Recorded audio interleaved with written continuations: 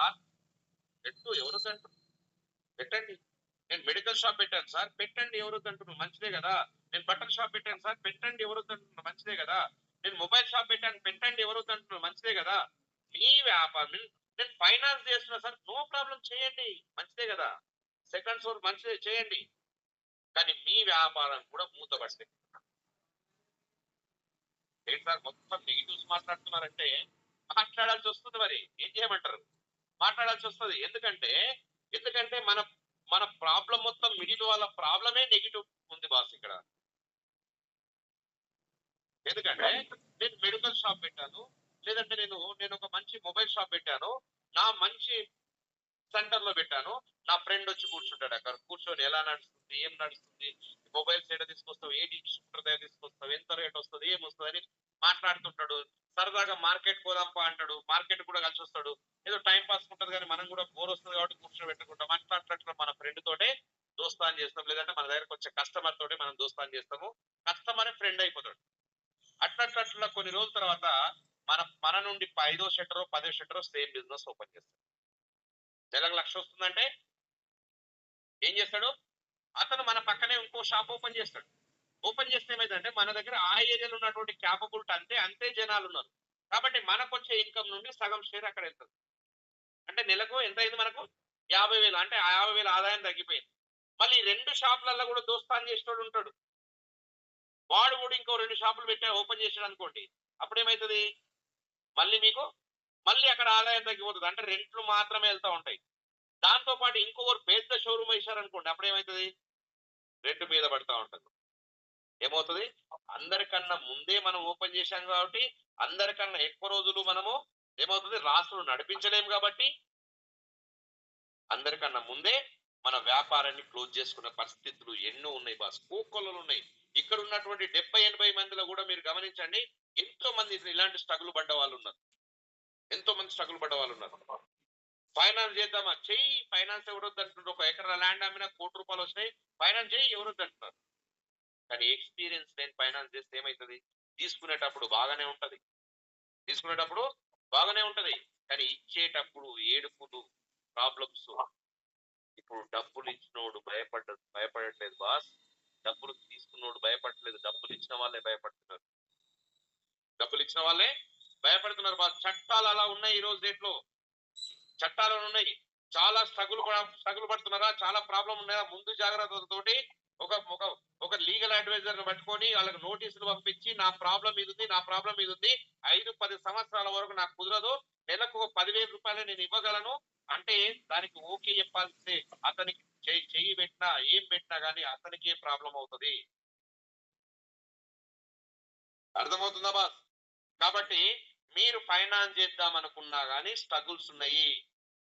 Chit funds చేస్తారా, చిట్టీలు చేస్తారా, జీరో చిట్టీలతోటి కూడా ప్రాబ్లం ఉంది బాస్. ఏ వ్యాపారం చేయాలన్నా, లేదు మేము వ్యవసాయం చేస్తున్నాం సార్, రెండు ట్రాక్టర్లు తెచ్చుకున్నాం సార్, నేను సీజన్ లో నేను 1,00,000, 2,00,000, 10 లక్షలు సంపాదించి ఎవరు అంటున్నారు? మంచిదే కదా. విలేజ్ లో ఒక ట్రాక్టర్ ఉండేది, తర్వాత అతను చూసి ఇంకో ట్రాక్టర్ తీసుకొచ్చి, అతను చూసి ఒకటే విలేజ్ లో 20-30 ట్రాక్టర్స్ ఉన్నప్పుడు నీ ట్రాక్టర్ దంద ఎలా నడుస్తుంది బాస్? జేసీబీ తెచ్చుకో, ఎవరు అంటున్నారు? అందరిలాగా జేసీబీ తెచ్చుకుంటున్నాం. కాంట్రాక్టర్లు అందరికి పరిచయాలు ఉంటాయా? నువ్వు పెడితే సరైన ఆ కాంట్రాక్టర్ డబ్బులు ఇవ్వగలడా? గవర్నమెంట్ బిల్ పాస్ చేయట్లేదు సార్, నన్నేం చేయమంటది అంటారు. ఉన్నదమ్మి ఖర్చు పెడతాం, తర్వాత ప్రాబ్లం అవుతుంది. కాబట్టి నేనేమంటున్నా బాస్ అంటే, మీరు చిన్న చిన్న వ్యాపారాల్లో మనం లాస్ అవుతున్నామా లేదా, అది పర్ఫెక్ట్ రన్ అవుతుందంటే నో ప్రాబ్లం, చేయండి. వై అనేది చాలా ఇంపార్టెంట్ బాస్. వైని కనుగొనమండి. ఇక్కడ చూడండి, బిజినెస్ ఇప్పుడు ఒక మెడికల్ షాప్ రన్ చేస్తున్నారు, ఫోన్ చేసి ఏం చేస్తున్నారు బాస్ మీరు అంటే, నేను క్లోజ్ ఫ్రెండ్ ఒక 10 సంవత్సరాల తర్వాత కలిసి ఫోన్ చేస్తే ఏం చేస్తాం అంటే, నేను బిజినెస్ చేస్తున్నా. ఏ బిజినెస్ అంటే, నేను మెడికల్ ఫీల్డ్ లో ఉన్నా, బిజినెస్ రైట్. ఇంకో ఫ్రెండ్ ఫోన్ చేసి నేను బట్టల షాప్ పెట్టినా, ఎంత పెట్టి పెట్టినారు అంటే, ₹1,00,00,000 పెట్టినా, ₹1,00,00,000 నేను షోరూమ్ ఓపెన్ చేసిన. ఏం చేస్తున్నావు అంటే, నేను హార్డ్వేర్ షాప్ పెట్టినా. ఎంత ఖర్చు పెట్టినావు అంటే, దాదాపు ఒక 50 లక్షలు ఖర్చు పెట్టినా. నేను బిజినెస్ చేస్తున్నా. ఏం చేస్తున్నాం అంటే నేను ఒక సిమెంట్ బస్తాలు సిమెంట్ నేను స్టోర్ పెట్టినా, ఎంత పెట్టినాం అంటే ₹1,00,00,000 పెట్టుబడి పెట్టినా, చెయ్యి ఎవరొద్దు అంటారు. ఏం చేస్తున్నా? బిజినెస్ చేస్తున్నా. బిజినెస్ అది సెల్ఫ్ ఎంప్లాయిడ్ బాస్. నువ్వు లేకపోతే నీ వ్యాపారమే కదలదు. నేను బిజినెస్ కాదు, అది సెల్ఫ్ ఎంప్లాయిడ్. అంటే ఏమంటున్నావు ఇక్కడ? ఏమంటున్నావు? స్వయం ఉపాధి. మరి బిజినెస్ అంటే ఏంటిది? ఇక్కడ రైట్ సైడ్ లో బిజినెస్ ఓనర్స్, వీళ్ళే Ambani, Lakshmi Mittal, Warren Buffett, Ratan Tata, Bill Gates, ఇలాంటి వాళ్ళు ఏం చేస్తున్నారు? ఇలాంటి బిజినెస్ వాళ్ళు ఒక వస్తువును నిర్మిస్తున్నారు, టీమ్ తో పని చేయిస్తున్నారు, వ్యవస్థ ఆదాయం సృష్టిస్తుంది. వ్యవస్థ ఆదాయం అంటే టీమ్ ఆదాయం సృష్టిస్తుంది. ఎక్కువ సమయ స్వేచ్ఛ పొందుతారు. ఒక ఇండస్ట్రీ పెట్టారు, లేదంటే రిలయన్స్ ఫ్రెష్, డిమార్ట్ అలాంటి పెద్ద పెద్ద వ్యాపారాలు స్టార్ట్ చేశారు. కొన్ని వందల వేల మంది పనిచేస్తున్నారు. వాళ్ళకు రెవెన్యూ జనరేట్ అయితే వాళ్ళ ఆనందంగా ఉన్నారు. అదే విధంగా నెక్స్ట్ ఇన్వెస్టర్స్ మనం చేస్తున్నటువంటి ఫైనాన్స్ కాదు, కోట్లు ఇన్వెస్ట్ చేస్తారు, లక్షల కోట్లు ఇన్వెస్ట్ చేస్తారు. ఆ డబ్బులు సంపాదిస్తారు. ఫర్ ఎగ్జాంపుల్ మనకు అర్థమైన భాషలో ఒక 100 ఎకరాల ల్యాండ్ కొన్నాం, ఒక 1000 ఎకరాలు కొన్నాం. అదేమైతుంది? అదే డబ్బు సంపాదించి పెట్టా ఉంటది. ఆ రేట్ వచ్చింది, అమ్మాం ఇంకో దగ్గర కొన్నాం, ఆడమ్మాం ఇంకో దగ్గర కొన్నాం, డబ్బు పెట్టుబడి పెడతారు, ఆ డబ్బు సంపాదిస్తారు. మరి రైట్ సైడ్ లో ఉన్న పొజిషన్ మనకుందా? డిఐ పొజిషన్ ఉందా? మీకు పెద్ద బిజినెస్ ఉందా? మీకు పెద్ద ఇన్వెస్ట్మెంట్ ఉందా? లేదు. కానీ పెద్ద కార్ కావాలి, పెద్ద ఇల్లు కావాలి, డ్రీమ్ హౌస్ కావాలి, డ్రీమ్ కార్ కావాలి. మరి ఎక్కడి నుండి వస్తుంది బాస్? వై చాలా ఇంపార్టెంట్. ఇవన్నీ కూడా నేను ఇంత ముందు మాట్లాడిన అన్ని కూడా ఇక్కడ చూడండి. ఇవన్నీ కూడా ఏంటంటే ఆర్థికంగా ఎదగడానికి వై అనేది ఇక్కడే చూడండి. ఆర్థికంగా ఎదగడానికి మన సమయాన్ని పెంచుకోవడానికి గంటలు, 8 గంటలకు 10 గంటలు, 8 గంటలకి 24 గంటలు, ఇంకో 24 గంటలు, 24 గంటలకు ఇంకో 1000 గంటలు పెంచుకునే అవకాశం, ఆర్థిక స్వాతంత్రం కోసం, కుటుంబ భద్రత కోసం, పర్యటన కోసం, సొంత ఇల్లు, పెద్ద ఇల్లు కట్టుకోవడం కోసం, డ్రీమ్ కార్ కోసం తీసుకోవడానికి కోసం, నెలకు 10 లక్షలు సంపాదించడం కోసం, ఈ యొక్క బిజినెస్ మ్యాన్ గా మారడం కోసం మనకు ఒకటే ఒక ఆప్షన్ ఉంది. ఎలాంటి పెట్టుబడి లేకుండా డైరెక్ట్ సెల్లింగ్ మాత్రమే బాస్. ఎస్ అనుకున్న వాళ్ళు తప్పు పెట్టండి.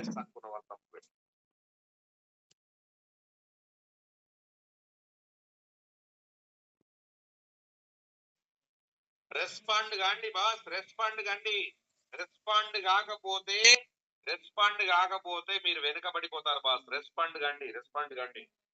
డైరెక్ట్ సెల్లింగ్ తప్ప నాకు మాత్రం ఇవన్నీ నెరవేర్చుకోవడానికి ఒకటే ఒక వ్యాపారం, డైరెక్ట్ సెల్లింగ్.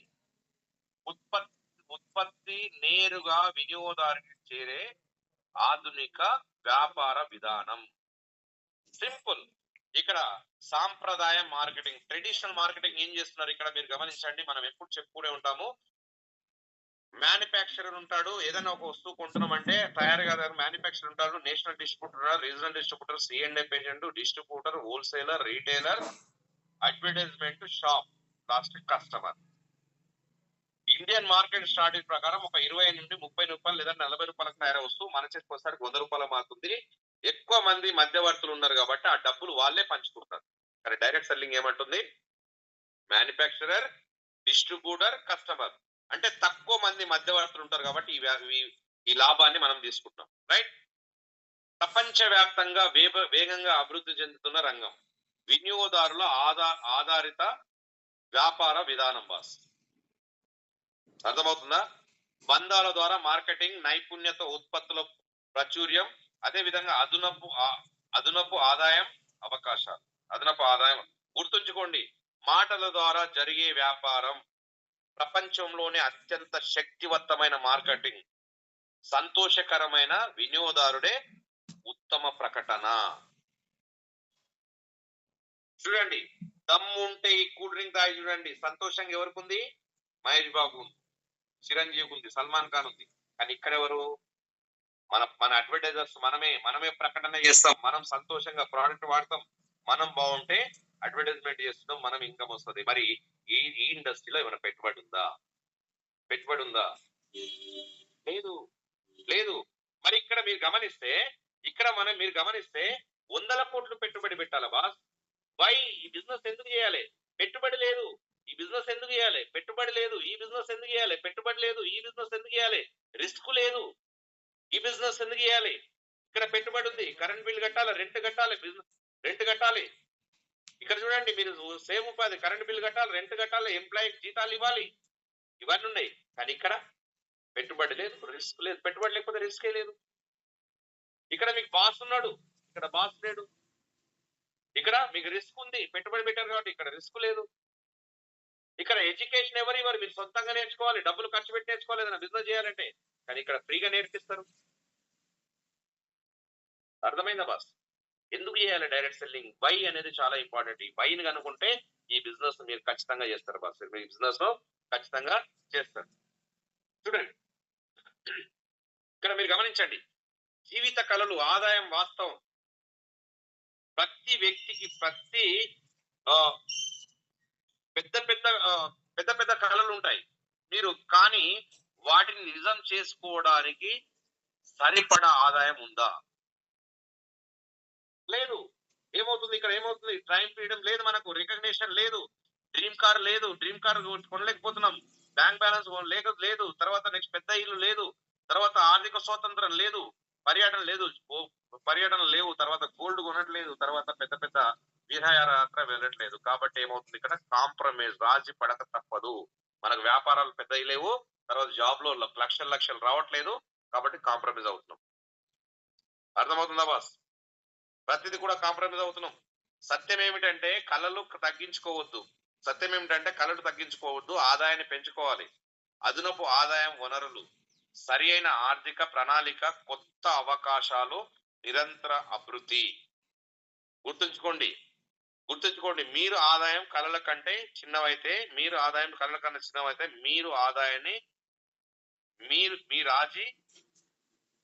మీరు రాజీ పడాల్సి వస్తుంది. మీ కళల కన్నా ఆదాయం చిన్నదైతే మీరు రాజీ పడాల్సి వస్తుంది. మీ ఆదాయం కళల కంటే పెద్దదైతే మీ కళలు వాస్తవమవుతాయి. మరి అంత పెద్దది ఉందా లేదా మీరు ఒకసారి గమనించండి బాస్, గమనించండి. Right, decide. ఇప్పుడు మనకు వై అనేది చాలా ఇంపార్టెంట్. మరి ఎక్కడ వై అంటే దీనికి సజెషన్ ఎక్కడ? నేను ఇంతకుముందు చెప్పాను, నేను పంక్చర్ అయితే మెకానిక్ దగ్గరికి వెళ్ళకూడదు.